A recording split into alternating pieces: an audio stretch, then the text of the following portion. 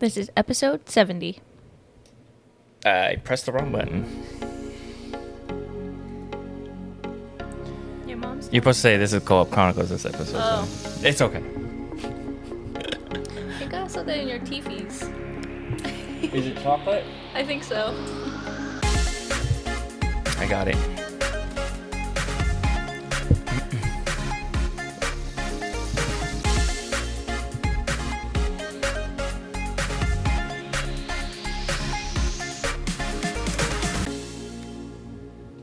Welcome back.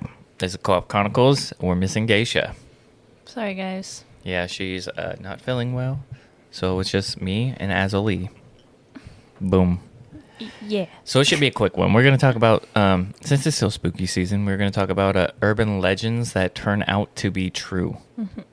Yeah, so I decided to come up with this stuff. I should have let them know, but I mean, I guess it doesn't matter since we're down one. Spooky stuff. Spooky, scary skeletons.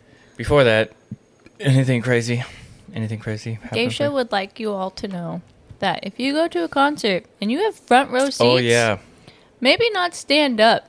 Yeah, or like sitting seats. Yeah, gauge the section, see if everyone else is standing up, because if not, you're just in the way. Yeah, we went to the Breaking Band concert and we were sitting good, and these fucking kids sat up, and their dad was standing up with them, and it was like, you have no self-awareness of the other people behind you. Mm-hmm. Like, you're in the front row, you don't even need to stand up. Yeah. And then I'm like, asking Geisha, I was like, do you want me to say anything? She's like, no, but you can. She was complaining the whole damn time. I was like, I will say something to the dad right now. I just didn't want to ruin their experience. Yeah, fuck them kids, man. Fuck. Because I didn't want to stand up, because then like the kid people behind us wouldn't have seen, and I was like, oh, I don't want to do that to them. Yeah, that's why I was gonna say something. I was gonna be like, hey, there's like a bunch of people that can't see, little pricks. Yeah, it just wasn't like literally front row. Yeah. From in our section, so like you could see if you were sitting down, but then like they would it's at a slope. Yeah, they would sit during the slow songs and then stand back up. Stand back up during the ones that everyone wants to watch. And yeah, it's just like dude. Yeah, nobody else was standing up.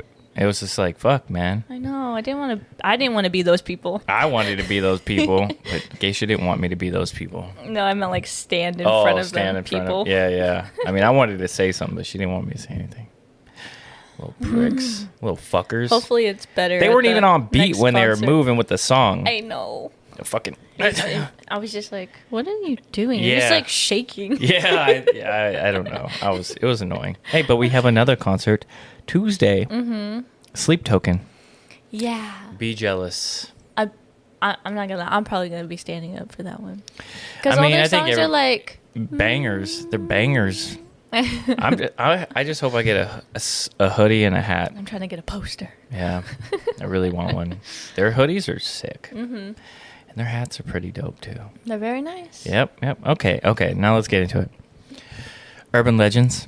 The stories told at sleepovers, your friends keep talking to you about. They're whispered in car rides on the way somewhere spooky, camping, or repeated by your parents to keep you out of trouble. They're the kind of tales you're supposed to laugh at when you get older, but here's the scary part. Some of them are actually true and not just stories. Tonight we're going to talk about some of these urban legends that slipped out of fiction into reality. Tales of killers in the backseat, creepy phone calls, and even poisoned Halloween candy, which Azzilee covered. But I'm going to bring it up again just in case you guys haven't listened to it last episode. Stories that once were campfire fun turn out to be ripped from real headlines. So we're going to get into these horror, true crime type things. Ooh. Yeah, spooky. Azzilee. Yes. I'm just going to ask you both the questions now. Okay. Do you think part of what make urban legends so scary is that they could happen, or is it just scarier when we learn that they actually did? I think that because they could happen. Because it's like, you don't really know, right? Because it's like a game of telephone. But just imagining if it was real, then it's just like, oh, it's even creepier. Yeah. Which unsettles you more, knowing a story is fake but feels real, or learning a story you thought was fake actually has a body count to it? I mean, obviously the body count, right? Yeah, I think so as well. Yeah, that's creepy. Because imagine how many like folk tales and like creepypastas are like maybe based off of something real. Mm-hmm. It's scary, spooky. It's like was it the New Jersey Devil? That's like that one freaked me out as a kid. I love Mothman. Yeah, he got abs. That's my costume. It's like a little jacket for Halloween this year. Yeah. Oh my gosh. Anna's being Bruno Mars in the 40 Karat Magic. Oh, I love that. Yeah, she's gonna be Bruno. I think Yaya's gonna be Tigger Tigger. Nice. Yeah. All right, let's get into it. The first one, the legend. I'll start off with the legends, and I'll talk about the realities of these. Okay. So the first one, the killer in the back seat. So the legend is, you've probably heard this one. You know, a woman is driving at night, and she notices a truck is following her, flashing its high beams over and over. Terrified, she speeds up, thinking she's being hunted. But then she finally pulls over, and the truck driver just rushes up and shouts, "There's someone in your back seat." It's a perfect urban legend. Mm-hmm. Ordinary setting, ordinary person, one tiny detail that flips into a nightmare. Because who hasn't looked into their rearview mirror at night and wondered, hey, is there somebody back there going to kill me? I mean, maybe that's just me. No, dude. Every time I get into my car, because I wake up super early and it's dark out, I make sure the light in my car turns on before I open the door. Oh, do you? Yeah, because I'm like, or if it doesn't turn on, because it's like, I think the battery's going out, but I'll like shine my phone flashlight. Oh my God. I'm terrified of someone being in the back seat. Yeah. So that was the question I was about to ask. So now we know. So what about you? Do you like? I only Are you check. super paranoid? I'm only paranoid when I'm driving in like creepy areas in back roads that I don't know, and then I'll look behind my seat and I'm like, is there a bitch just popping up? I think I'm just really scared of looking in the rearview mirror and like seeing somebody. Seeing somebody smile. Or like a ghost or something. Oh, yeah. Spooky. Very spooky. All right. So here's the reality of this one. So one chilling case happened in 1964 in New York. A woman driving home late was followed by a trucker who kept flashing his high beams. She was terrified, but when she finally stopped, he warned her that he'd seen a man pop up in her backseat holding a knife. The trucker's light had scared the attacker into ducking down again. And that's not the only one. Police reports across the U.S. document similar incidents. Attackers slipping into unlocked doors, waiting for the driver to get in, and then striking once the car was moving. The urban legend grew into real crimes, and even today, police advise drivers to check their back seats before entering their car at night. It's the kind of story that makes you glance over your shoulder before you drive. You know, you don't want to get stabbed or slit or poked. Yeah, I know. Like, even if they hide in your trunk or something, that they can pull the little thingy and they can get into your back seat. But, some cars, yeah. Yeah, but like, wouldn't you hear them? Right? Like, yeah. Shuffling out. Yeah, and I don't know how big your car is, but when I'm walking up to my car, I can see my back seats. So I'm just I'm baffled. I don't know. It's always I'm paranoid, so I'm checking. Yeah. Do you think the person who created this legend meant it as a warning, or was it just like passed around to become cautionary and then it kind of like spread into? I think it's a good horror story. Yeah. Like a lot of stories are like, oh, don't pick up hitchhikers. So it's like, what if someone got into your car and like without you knowing, and then they're just in your backseat chilling? Hello. Yeah. So it's like, it's scary, but it could be real, and it could be cautionary. Yeah. So all of the above. All right, I got a banger right here. Kind of like from the movie Scream. Ooh. Okay. This one is the granddaddy of all urban legends. The story that basically birthed the slasher genre. A babysitter is home alone, the kids are asleep upstairs, the phone rings, and a man's voice whispers, "Have you checked on the children?" She hangs up. Maybe it's a prank, but the calls keep coming, each one closer, each one more insistent. Finally, she calls the police. They trace the call and tell her, "Get out immediately," because the call isn't coming from outside. It's coming from inside of the house. So it's pretty much a perfect setup for a horror movie, Isolation. There's a movie. There is a movie. It's called when a stranger calls. Yeah. Yep. Isolation, vulnerability, and creepy isolation or realization that the danger is already in your safe space, so you're not safe anymore. And I think it's also a bunch of other films like Black Christmas, Scream. Oh yeah. Yeah. But it didn't start as fiction, so yeah. Even with how old the story is, it does kind of feel modern. Like if it happened today, it'd just be like somebody DMing you or FaceTiming you.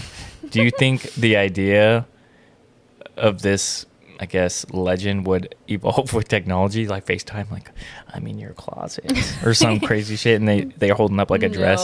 No, you don't think so? No. You think the phone call is the only way to? I think that's the phone call makes it scary. Like nobody's gonna check their DM either. Like I don't have notifications, so if I get a DM, I'm not gonna like. Oh. Yeah, I don't get those notifications. Yeah, so unless you're like super on your phone. Yeah.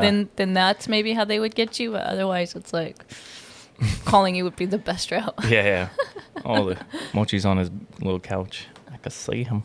Oh, yeah. He's like a little gentleman over there. Yeah, you guys can kind of see him right there. Yep. So the reality of this one is, in 1950, in Columbia, Missouri, a 13-year-old girl named Jeanette Chrisman was babysitting for a local family around 10:30. Police received a frantic phone call.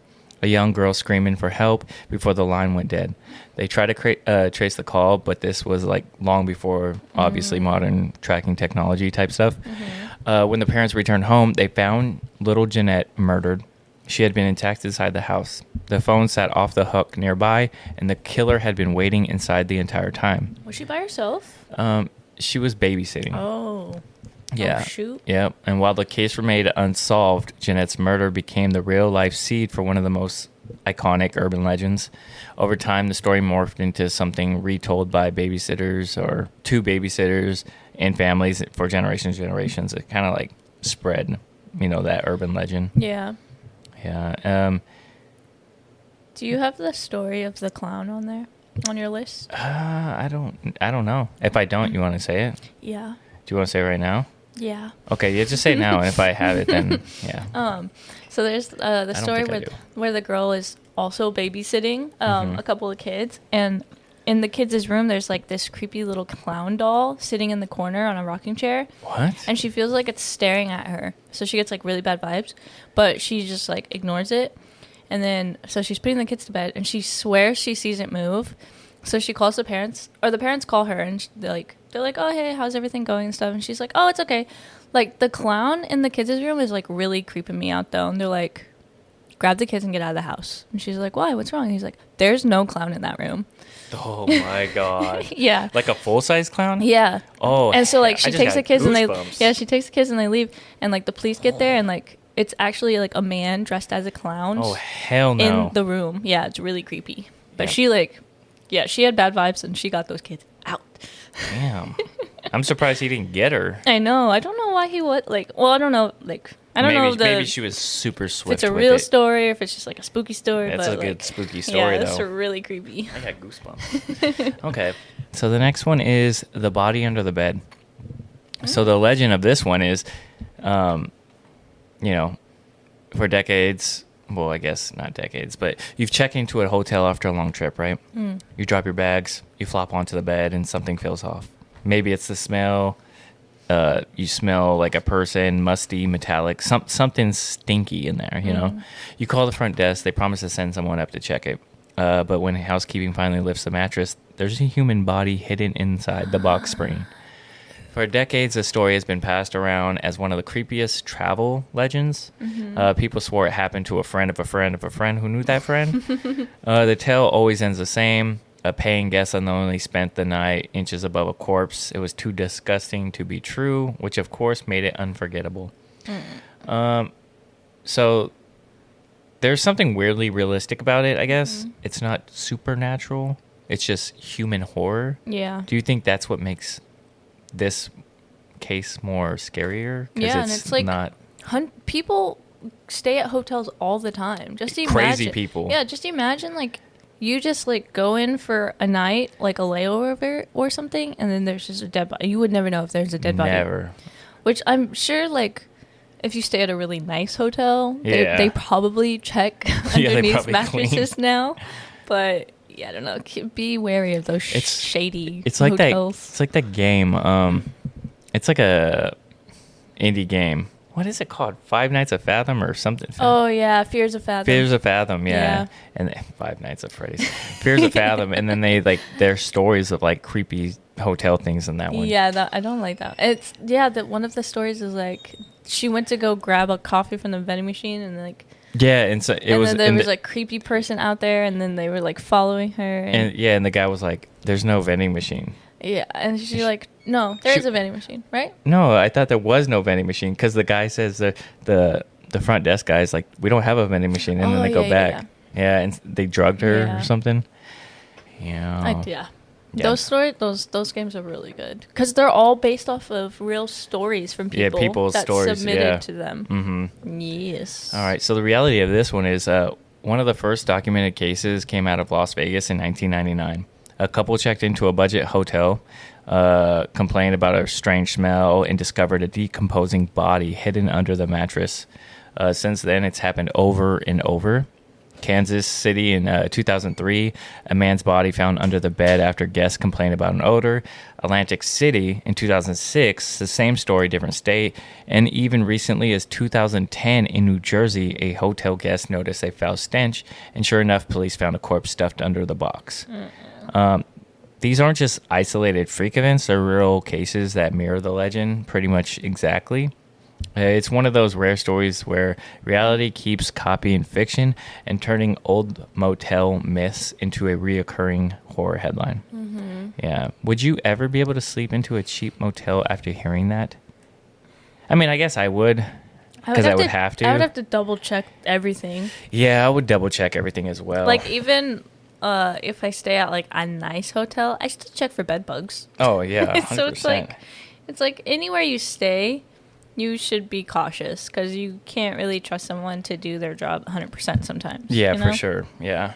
Like your safety should be your priority. It's not really anyone else's priority. Mm-hmm. So the next one, man, I'm just a little on edge right now. The Mariners lost yesterday. The Seahawks are tied 35-35 right now with Tampa Bay.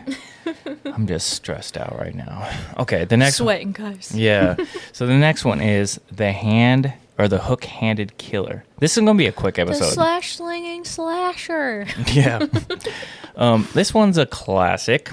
Sorry, the kind of hash. Hash-slinging slasher. What's that from? SpongeBob. Oh. At night. Oh, when he's down on the bottom, right? No, when they have the Krusty Krab open at night. Oh, I've never seen that one. I was thinking of the one where he's like at the bottom of the bed. No. You know what I'm talking about? Mm-hmm. And he's like all paranoid and he's like hearing creepy stuff. Yeah. Yeah. All right. So yeah, again, this one's pretty good. The story that spread in 1950 when teenagers started sneaking off to quiet back roads and parking lots to make out. This story goes like this, okay? A couple parks their car late at night. The radio's playing softly. A news bulletin interrupts. A warning about an escaped killer from a nearby asylum, which is kind of crazy if you live nearby a asylum. I'd be a little scared. Mm-hmm. And this man has a hook for a hand, which you would think they would take the fucking hook off his hand. Maybe he got it somewhere. Yeah, I guess so. After he escaped. Yeah. They got nervous, start the car. They speed off. And when they finally make it home, the guy walks around to open his girlfriend's door. And hanging from the handle is a bloody metal hook. It's one of those urban legends that feel like a moral warning. You know, don't go out alone. Don't fuck around. Don't fool around. Or the hook man's going to get you. Yep. The hook man. That doesn't even sound intimidating. Hook man. The hook man. It's an American, you know, it's as American as ghost stories are to campfire songs, you know. And yet, like most urban legends, it's rooted from a real terror that haunted one small town. So let me ask you a question, though. Let me ask you a couple questions. Do you think parents back then loved using these stories as scare tactics? Like, don't stick around, don't fool around, or the hook man's gonna get you? Hook man. I think a little bit of both. They probably loved terrorizing their children, but also they were, like, kind of worried. Yeah. Well, maybe some families. Because, you know, back then they were like, come home when the lights turn on. Right. So it's like, maybe it's just to mess with them, to, like, scare them into coming home. Mm-hmm. Yeah. It's so old school, you know, like that type of horror. Isolated, dark woods, creepy radio type thing, warning you, hey. Do you think this setup ever gets old, or do you think it's always just a go-to good setup? For me, I feel like it's getting a little old. Like, they just made a new remake of I Know What You Did Last Summer, and I'm like, oh my god, Are you serious? I'm over it. Oh, that's ridiculous. Yeah, so I'm like, It's like happening a lot, though. They constantly just remake or keep the same idea of a movie and just do it over again. Yeah. There's nothing... I think a new Tron movie is coming out next month, too. Yeah, and I'm like, why didn't they keep the same guy, you know? Yeah, I don't know.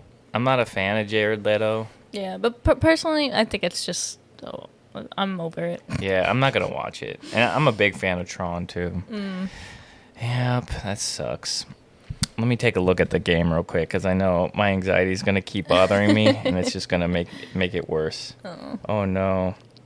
Darnold threw a fucking interception. See, this is what happens when I watch the games. I need to stop watching it. I swear I have, like, bad juju. He threw an interception. There's, like, 40 seconds left. It's a tie game. They're going to kick a field goal and win the game. It's fucking stupid. Horrible Seattle defense, too. Jesus. Anyways, so the reality of the Hook man, the Hook legend ties back to a real unsolved crime spree that terrorized, I don't know how to say this, Texarkana on the Texas-Arkansas border. Oh. Yeah, in 1946. The media called the attacker the Phantom Killer. He targeted multiple couples parked in lovers' lanes, ambushing them in their cars at night. Over the span of 10 weeks, 5 people were murdered. You would think that these people would not go back to the same place over and over when there's murdering happening. Kids are rebellious. Yeah. Like I said, 5 people were murdered. 3 others were brutally attacked. The killer was never caught. Newspapers ran wild with the story, warning teens to stay off the back roads after dark. As fear spread, details got twisted. The gun became a hook. The Phantom became a monster. And by the 1950s, parents across the country were retelling it as a cautionary tale. The Phantom Killer faded into mystery, but his legend didn't. He became the Hook Man, a faceless figure representing fear, guilt, and the dangers of temptations. Okay. Like every urban legend, the truth was buried under the decades of storytelling, but the blood behind it was real. What's that game where you like say something down the line and it gets changed? Telephone. It's like that with urban legends, you know? The fact that he was never caught kind of makes it creepier.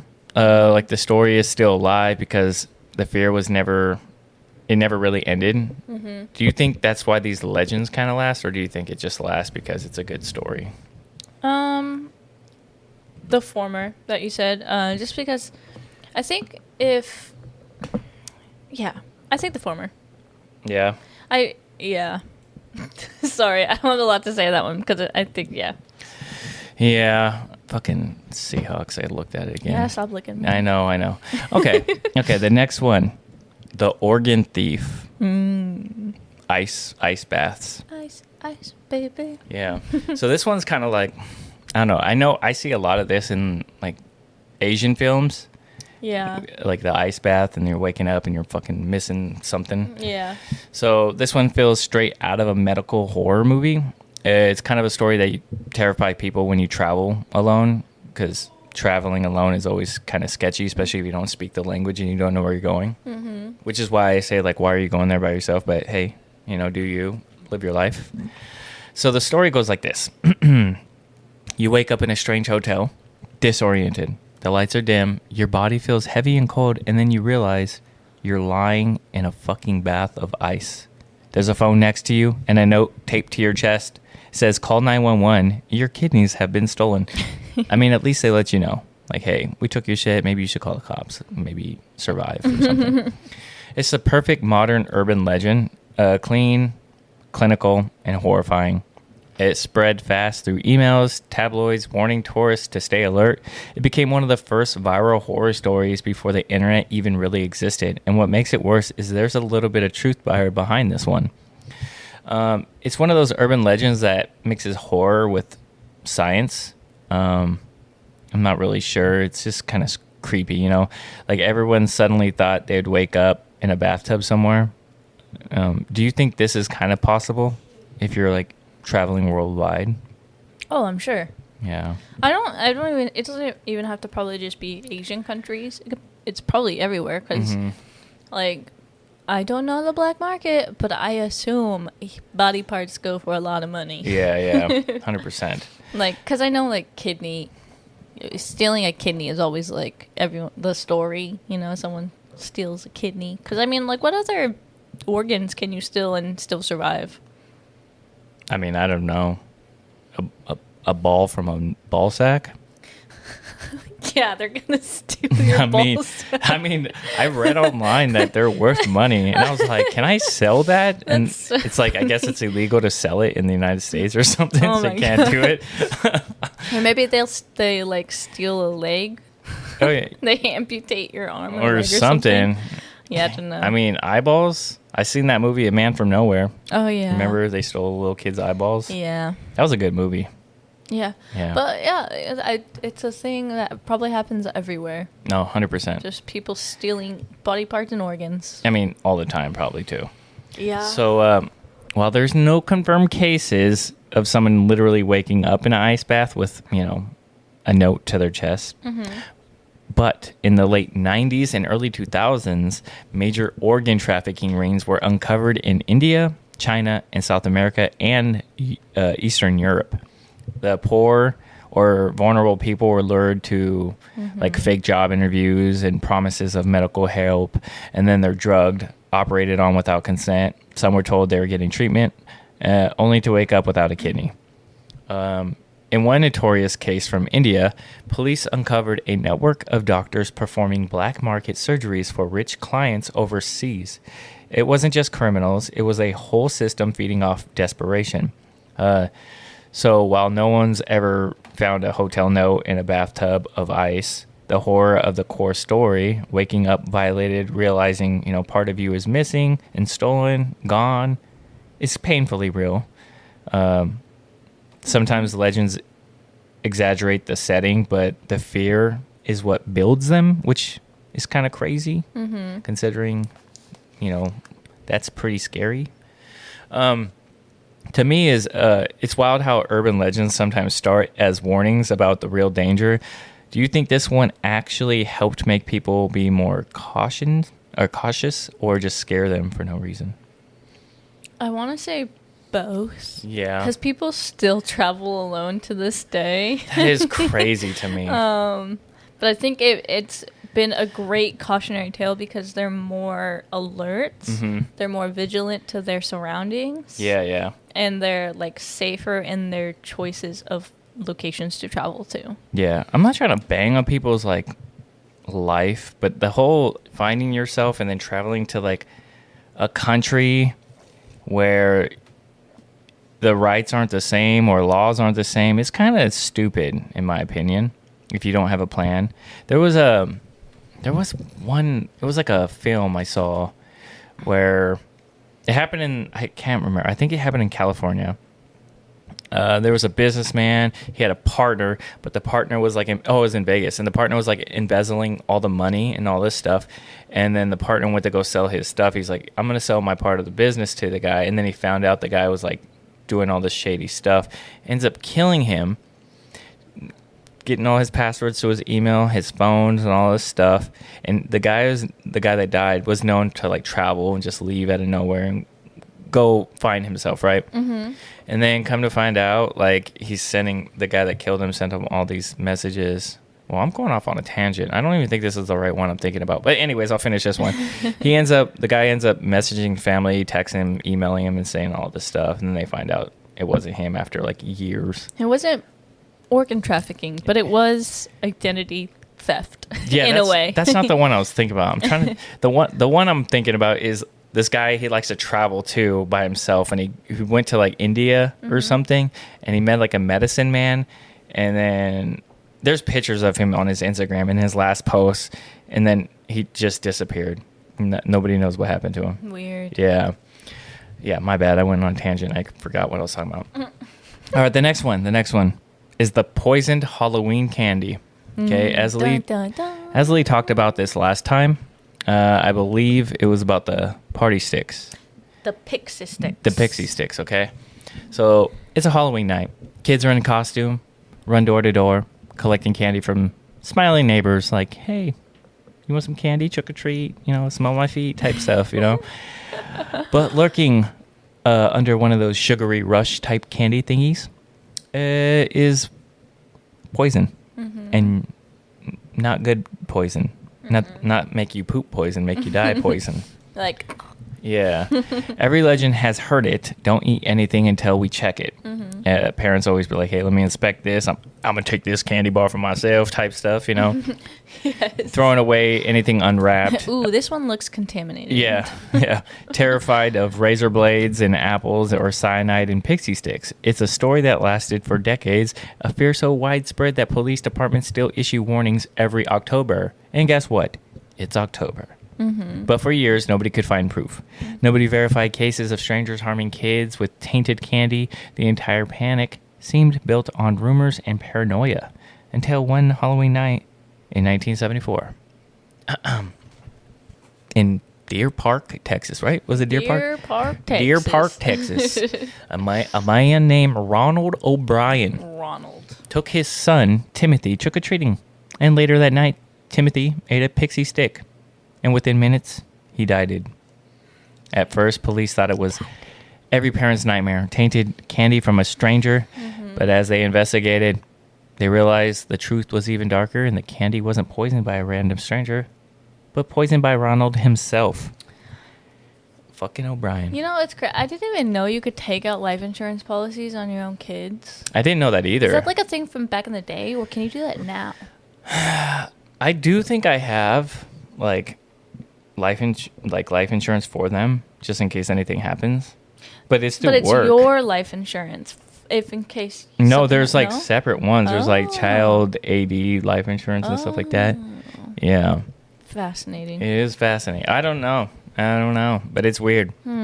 Anyways, he had several of these pixie sticks. Suspicious. Planning to kill his son, collect life insurance money. He gave poison candy to other kids too, likely to make it look like it was a random hit. But Timothy was the only one who ate it, actually. He was later convicted and executed for the murder. And even though it was one isolated case, it became the backbone of, the Halloween candy panic. It do be your own family sometimes. It do be your own family. Check your candy. I remember when I was young, mom and dad would check our candy all the time. Would they steal your candy?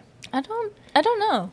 Yeah. I just know that they would we weren't allowed to have any until they went through it. Yeah, I used to steal mom's. What are they? Almond Rokas? Oh yeah, those are good. I used to steal them all the time. I like a good toffee. Yeah, they're good.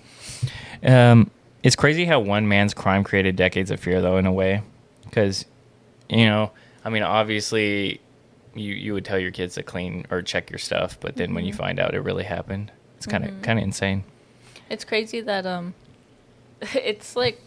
it's crazy because there's so many stories of parents doing crazy things to their kids, but the cautionary tale is always, hey, don't let some other random stranger do something to your kids. Yeah. I see a lot of stories of parents hurting their own children.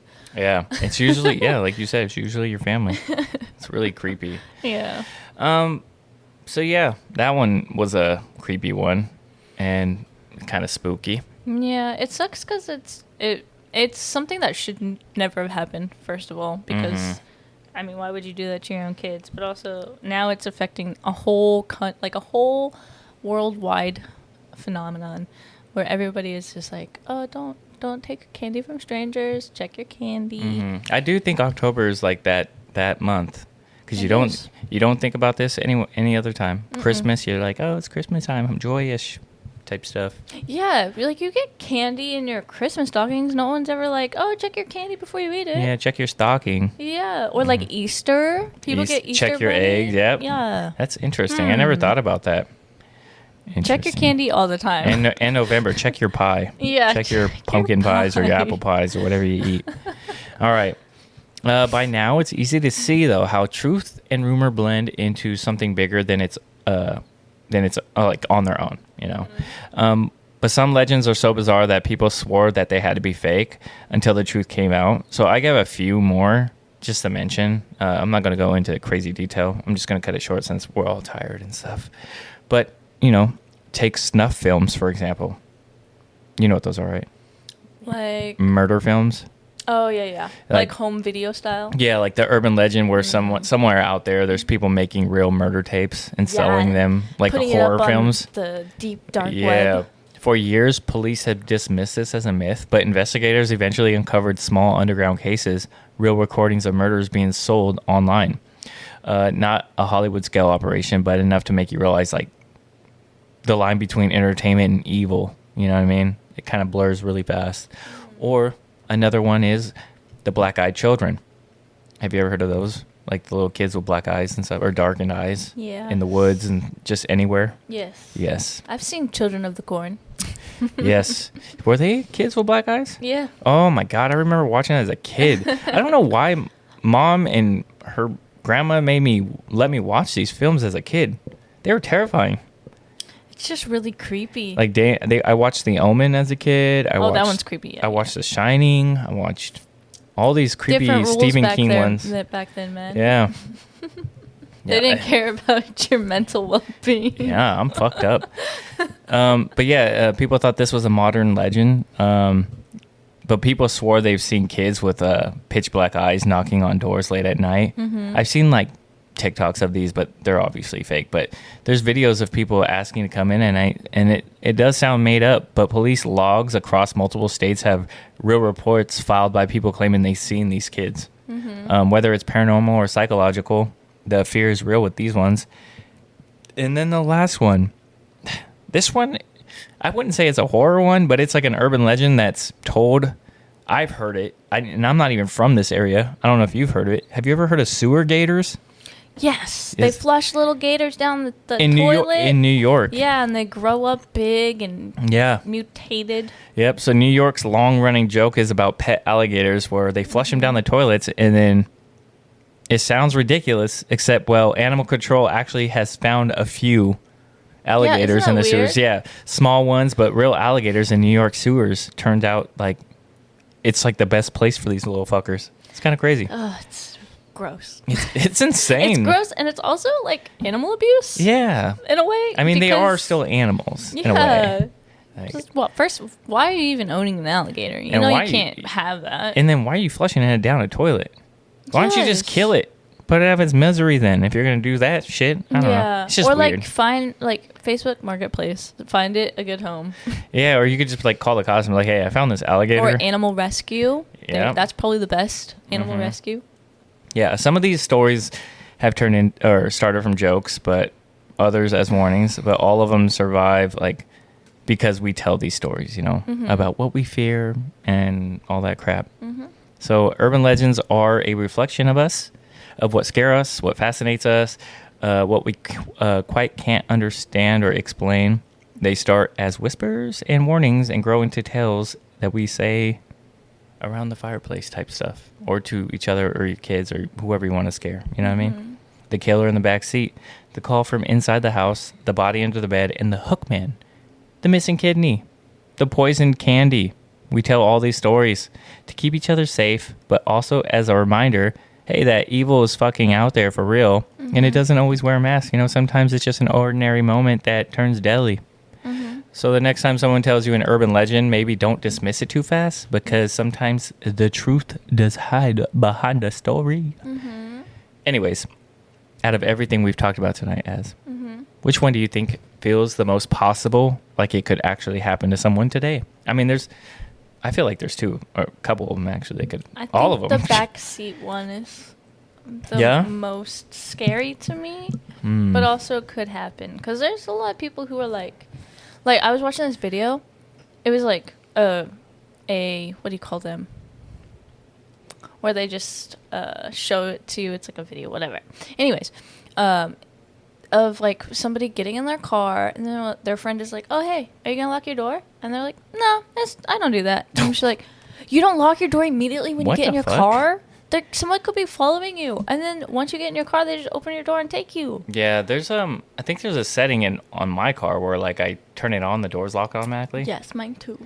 Yeah. But yeah, so the whole getting in your backseat thing is probably the most plausible to me, and the scariest, because that just terrifies me. Anything to do with a car terrifies me. I mean, I feel like the kidney one is kind of a real one, especially the way people travel nowadays is kind of spooky. It could actually happen. What else? Maybe the candy scares me too because we got kids. That one kind of freaks me out a little bit. Candy one's scary if you got a family. Yeah. You gotta look out for another whole human being. Yeah. Do you guys think that, or sorry, not guys, do you think that we'll ever stop creating new urban legends, or do you think that they're eventually going to replace old ones around the campfire with new ones online? Kind of like creepypastas? I don't think replace. I think they'll just add to it. Yeah. Because those stories will always be around because they are probably most likely based off of a real incident. So, like, if new incidents pop up, then more, like, urban legends will happen because it'll just be word of mouth. Word of mouth. Yeah. Anyways, again, thank you for joining us on Co-op Chronicles. Make sure if you're here somehow still, share with us your favorite urban legend in the comments, especially if you found one that's true. And then keep grinding those levels and finishing those side quests. Until next time. This has been Co-op Chronicles with Blacklabel and me, Azzilee. Bye. Bye. Bye. Is it this one? Hey guys. Nope. Geisha. Nope. That one. I need to remember those. I can't. You gotta label them. Yeah.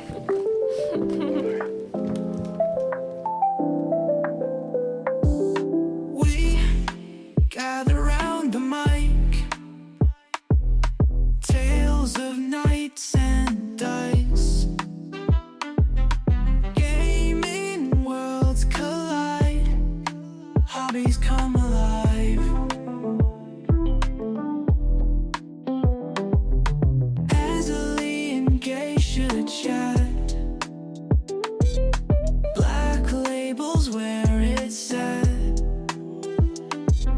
Movies and stories told, secrets to unfold.